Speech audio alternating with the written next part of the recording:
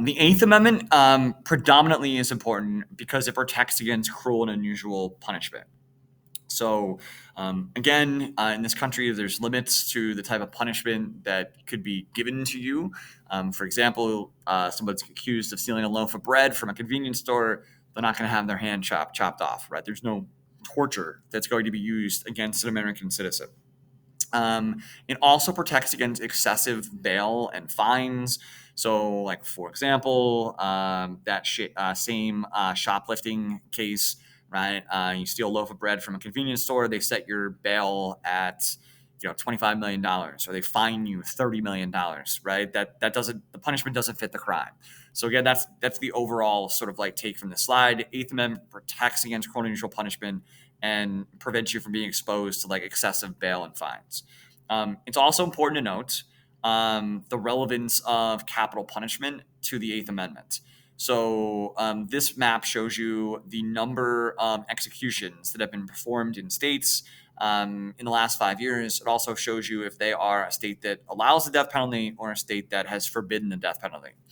It's important for you to know that the way that the Supreme Court interprets the Eighth Amendment is it does not view the death penalty as violating the Eighth Amendment. It does not consider the death penalty to be cruel and unusual punishment.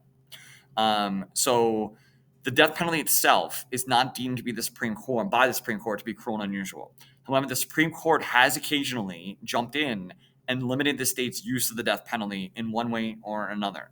So, for example, in 1972, in the case of Furman v. Georgia, the death penalty was suspended by the Supreme Court. They took it out of the state's hands for approximately 4 years until 1976 because the way the death penalty is being implemented varied too much from state to state.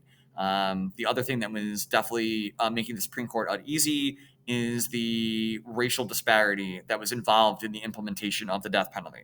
African American defendants were being sentenced to death penalty like sentences more so than white defendants, even though that they were committing the same crime. So until there was much more standardization amongst the 50 states, the Supreme Court took it out of the state's hands, but they reopened it again in 1976. The other two major exceptions to the death penalty are in 2002, the Supreme Court ruled that it's unlawful to execute anybody deemed to be mentally ill and that is not responsible of their actions. And then in 2005, the Supreme Court basically ruled in Roper v. Simmons that the juvenile death penalty was to be abolished. Anybody committing a crime under the age of 18 in this country would not be death penalty eligible. So though the Supreme Court has been consistent in saying that overall the Eighth Amendment is not violated by the death penalty, there are certain circumstances where they would think differently, such as executing the mentally ill or executing juveniles. Those things have been forbidden.